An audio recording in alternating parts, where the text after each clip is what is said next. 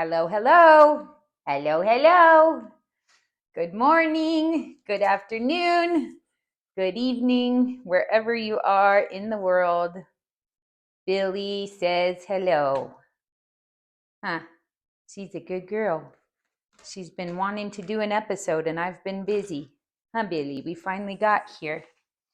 Today is episode 20.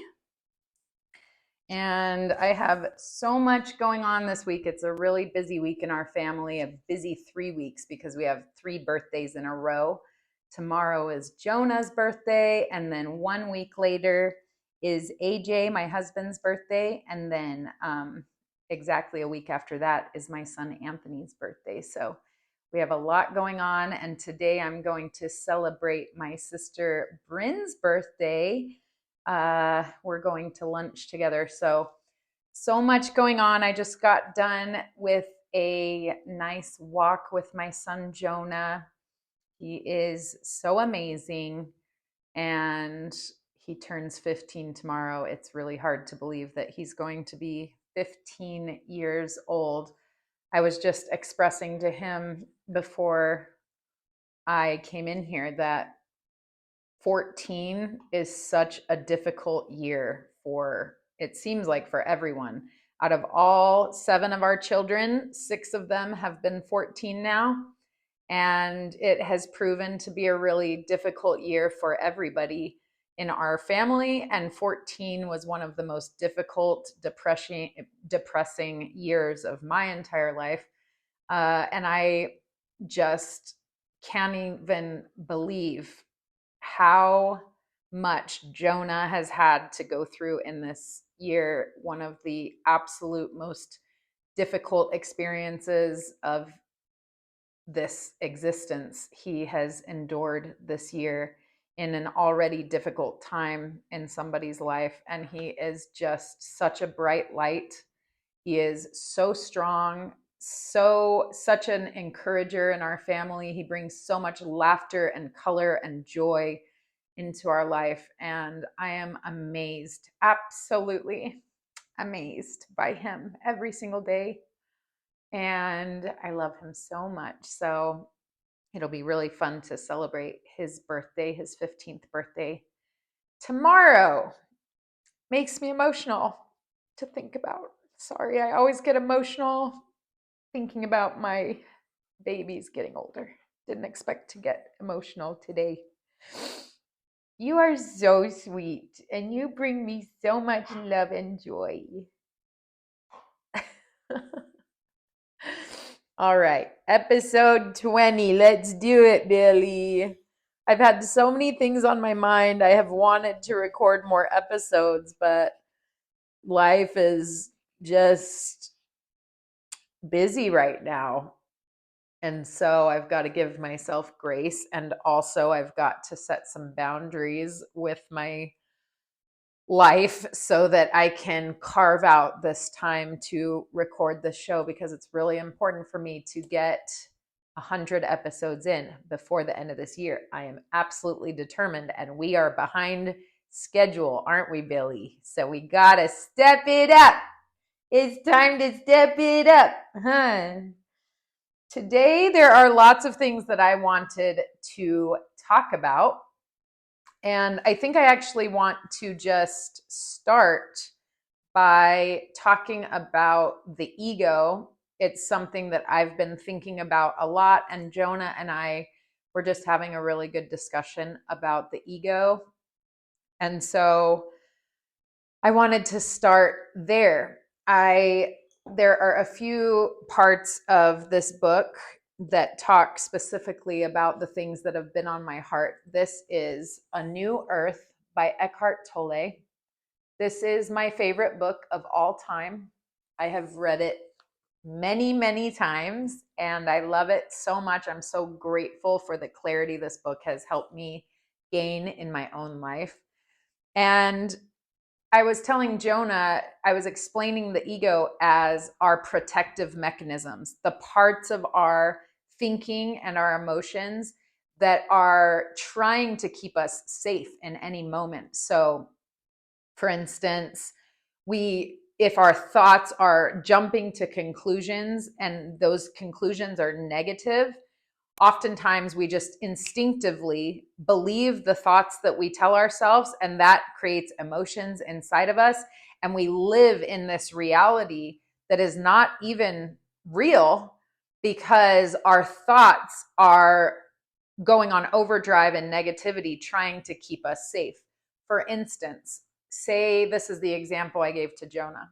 If your girlfriend or boyfriend is like, I'm going to go hang out with my friends, and you start to freak out inside because you think that maybe your boyfriend or girlfriend is lying to you. And so you're like, oh my God, I know they're hanging out with another guy. I just know it. And then that creates all kinds of negative feelings in you, and you start to behave as if that is true. We're taught to hate the ego and to think the ego is bad, but I really have learned to look at the ego as a protective mechanism, like an overreactive friend trying to keep me safe. And so if I can ask myself, where are these thoughts coming from? Where are these assumptions coming from? And realize that that is the ego trying to keep me safe, trying to create this reality that will make me strong against a potential threat to my well-being.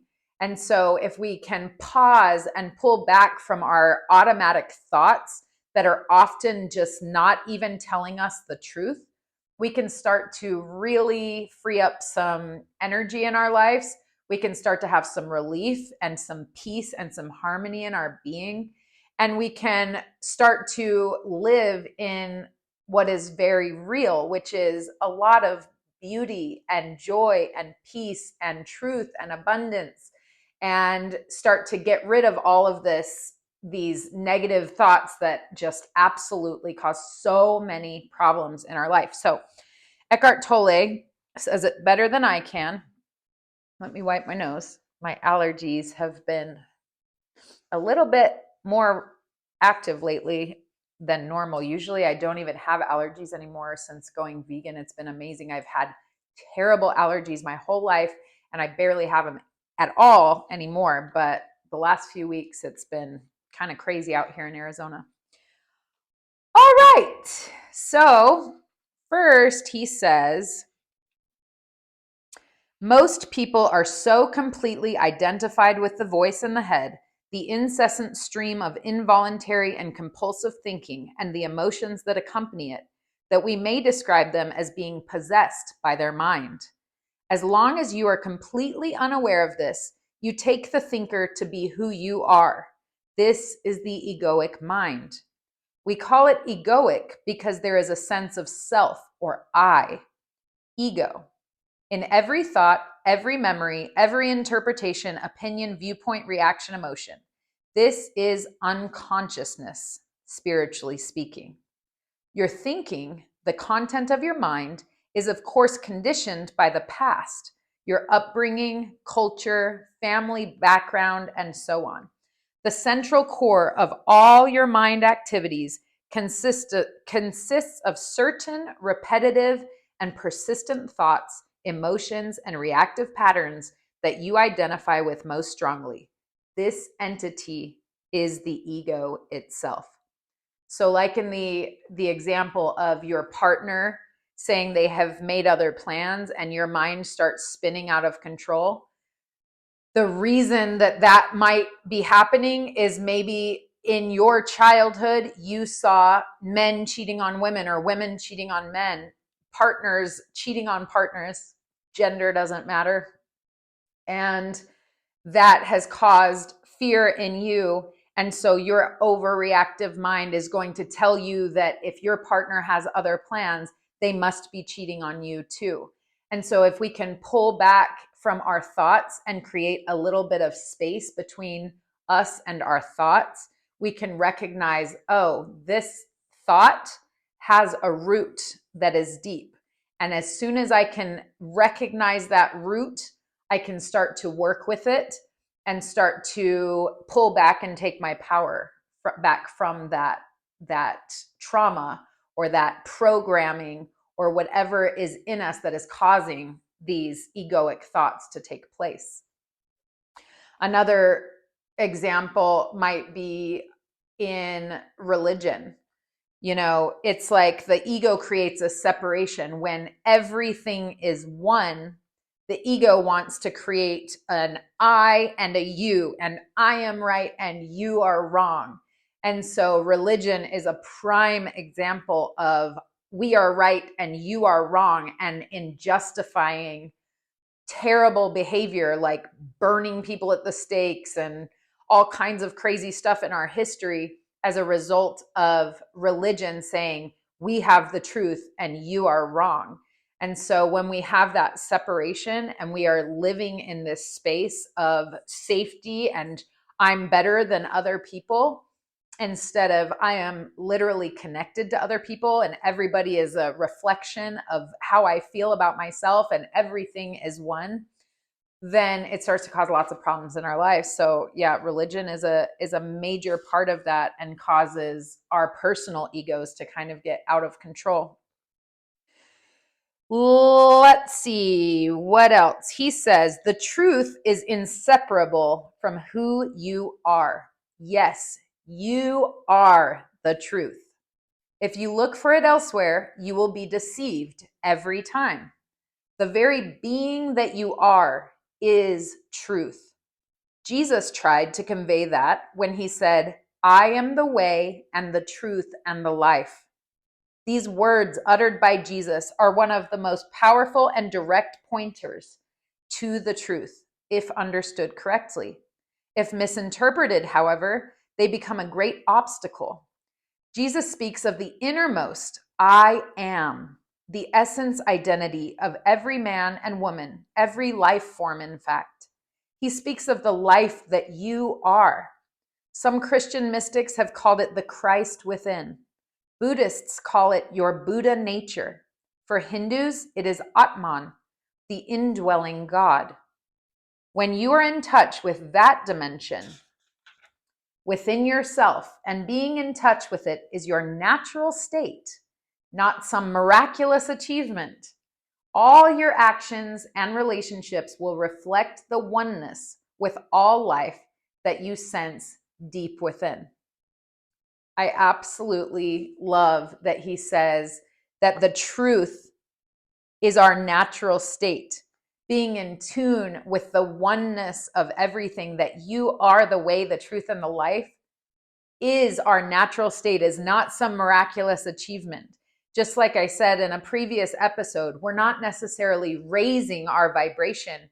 We're removing the obstacles that slow our vibration down to get to what is real and what is truly us, which is a very high vibration being. Jesus, Kate, has been telling me lately to search for abundance everywhere and to recognize that every part of the beautiful earth that I live on is connected to me, that I am the earth and the earth is me, that I am Billy and Billy is me, that we cannot separate ourselves from all that is. And so, you know, I was watching a documentary recently with Jonah, my son, and it was with Matthias de Stefano, and he was talking about the 7 laws of the universe, and he was mostly talking, the message of the entire thing was the thoughts that you think, the words that you speak, the feelings that you feel are all vibration. Everything is vibration. You know, I've spoken about it before, but we don't even look like what our eyes tell us we look like. We have a brain that is processing sensory information through a nose to smell, ears to hear, eyes to see, touch. All of our senses are coming back into our brain and creating an image. And that image becomes our reality.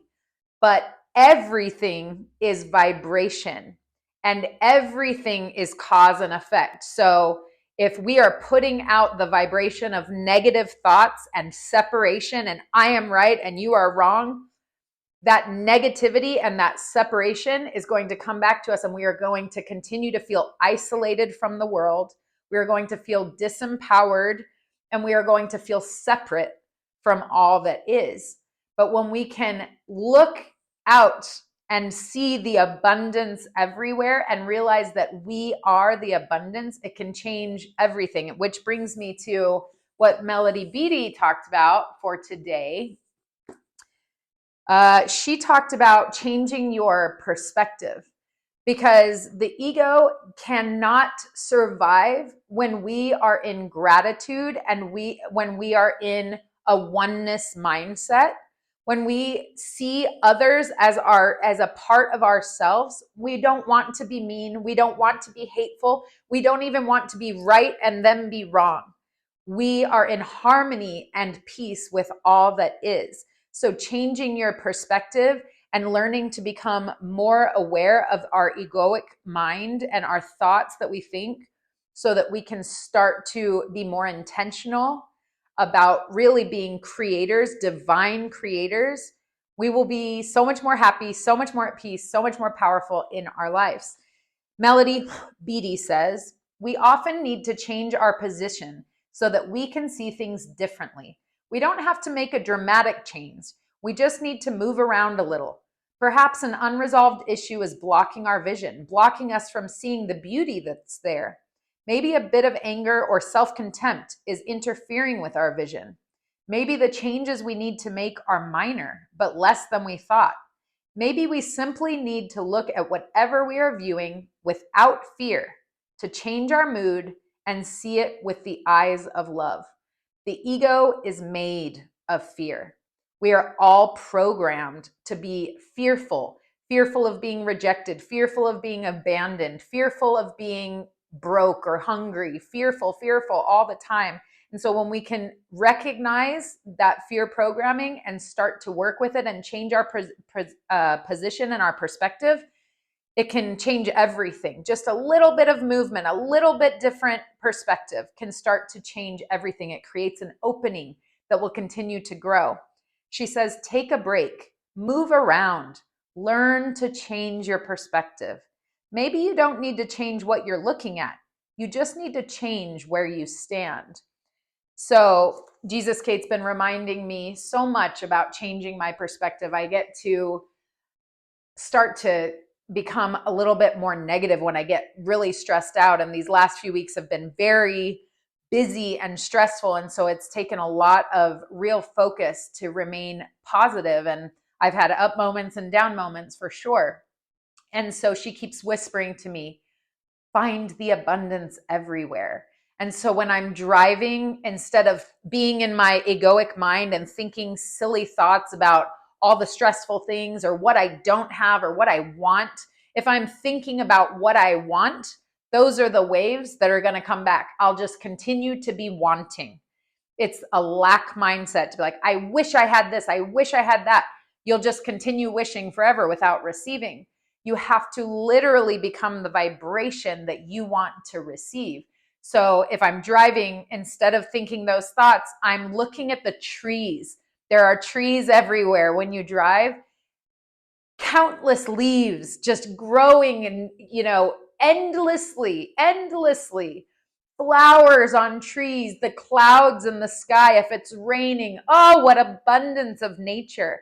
We cannot separate ourselves from nature. And so we can look out and admire the abundance. When we're in the grocery store, look at all the food. Look at the abundance we live in. Wow. Look at the abundance. Look at the beauty. Look at the abundance.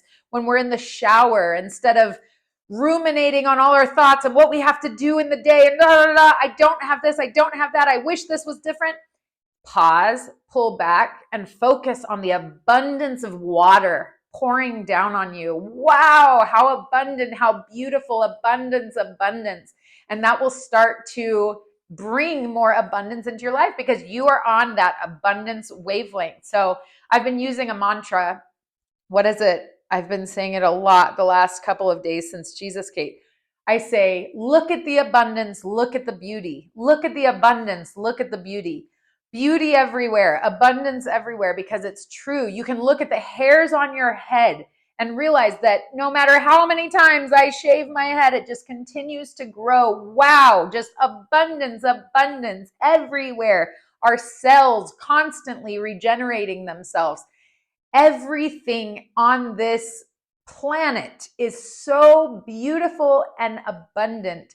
And if we can just stay on that mindset, we will have such a better life. Everything will feel better. And I have felt better the last couple of days as I have been focusing on the abundance everywhere. It's a really cool thing. So thank you, Jesus Kate, for your guidance. What else? I wanted to talk about, again, this last episode, the last episode I recorded. I spoke quite a bit about my issue with dermatillomania and picking and digging at my skin and creating sores and not allowing those sores to heal. And I have dealt with extreme levels of depression my entire life. And what I've realized in this beautiful medicine work that I have been participating in for the last few years is that there is so much purpose to the darkness, and that everything we struggle with is a gift from the universe to help us grow, to help us evolve, to help strengthen us, to give us wisdom, to give us compassion, to give us understanding. And so even the difficult things that happen to us, we need to find gratitude for those things if we can. And if we can't yet, then work to just love ourselves until we can find that little bit of gratitude. But I remember at many points in my life, and trigger warning about, suicidal tendencies and things of that nature, I thought in my Mormon thinking that if I were to unalive myself, I would burn in hell.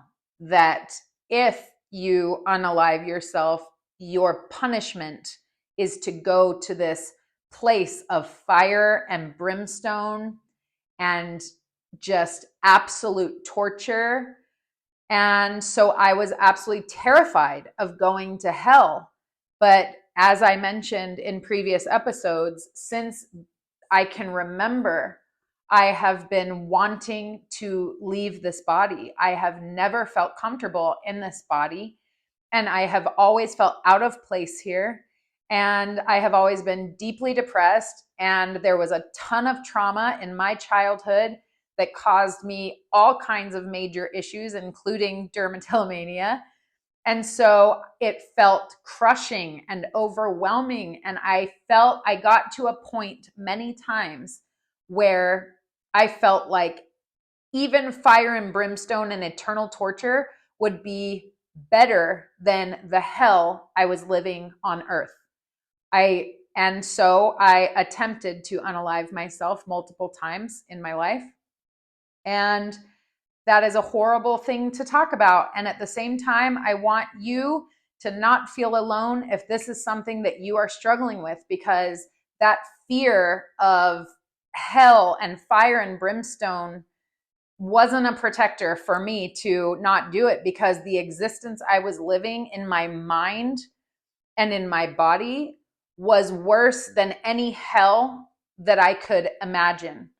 And what I've realized through doing this work is that there is purpose to this darkness that we have come down here to experience, that this is in a lot of ways like hell, because there is so much heaviness.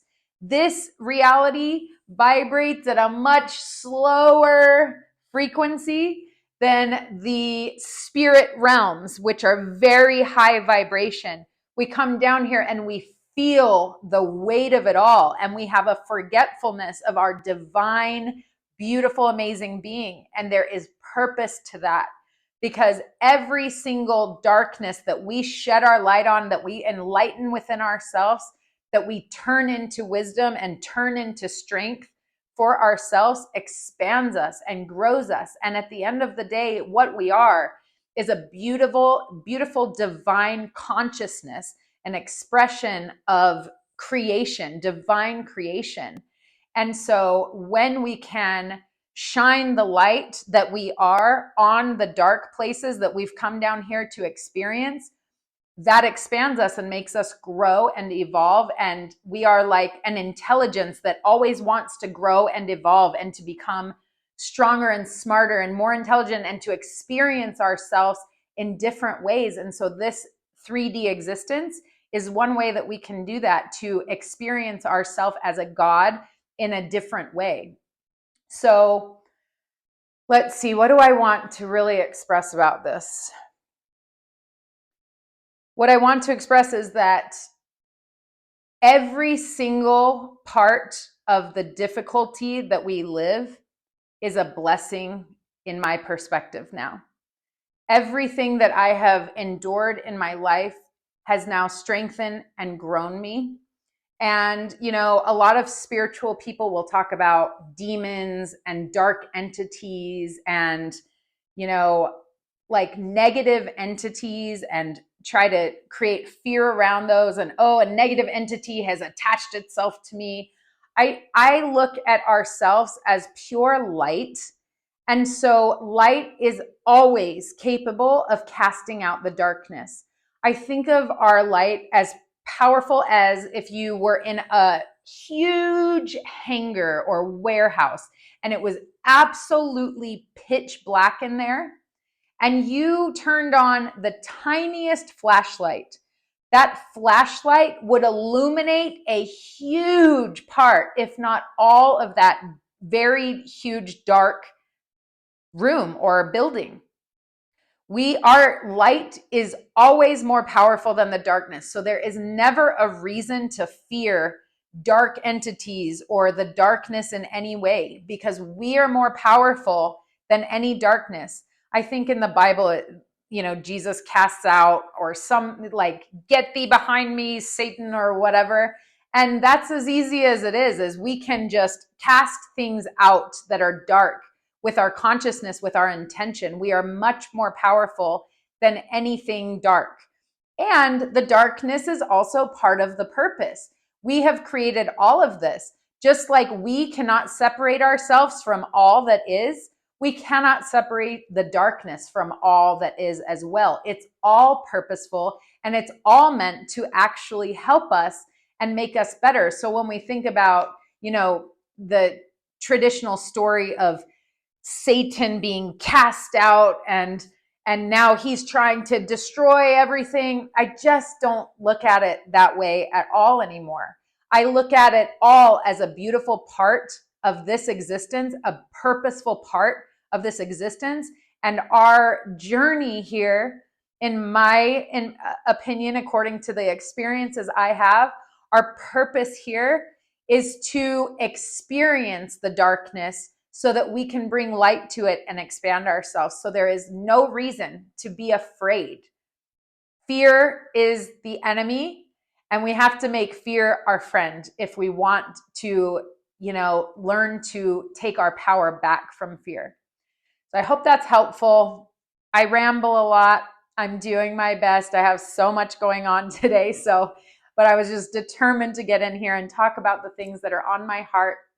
I hope you can take something from this and it helps you in your life. I am here if you ever want to reach out and talk about these things more in depth.